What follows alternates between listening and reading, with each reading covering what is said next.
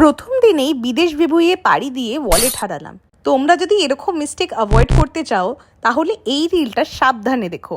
আর এরকম আরও interesting travel কন্টেন্টের জন্য বং ট্রাভেল টেলসকে ফলো করতে ভুলো না কিন্তু। আরামে ঘুমিয়ে ফ্লাইটে সব কিছু ঠিক ছিল। একটা লম্বা জার্নি আর লম্বা লেও, এত বড় ট্রিপ আর একটাও ঝামেলায় পড়বো না সেটা তো হতেই পারে না। ইস্তানবুল এয়ারপোর্টে আমার পাসপোর্টের বারকোড কিছুতেই স্ক্যান হলো না। জিউরিকে ল্যান্ড করেই মাথায় পড়লো বাজ, যখন কোথাওই আমাদের কার্ড ওয়ালেটগুলো খুঁজে পাওয়া যাচ্ছিল না। এবার যাবো কি করে অ্যাকোমোডেশনে?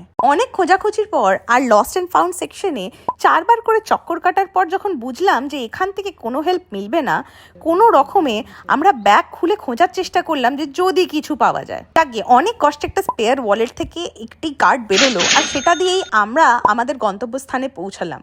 রাত যথারীতি হয়ে গেছিল, তাই খাবার কোথাওই জুটলো না। ফার্স্ট ডেটা এত এক্সাইটিং, যখন বুঝতেই পারছো পুরো ট্রিপটা কতটা এক্সাইটিং হতে চলেছে। তাই আমাদেরকে ফলো করতে ভুলো না, আর এই সিরিজটা ইন্টারেস্টিং লাগলে কমেন্টে নিশ্চয়ই জানিও।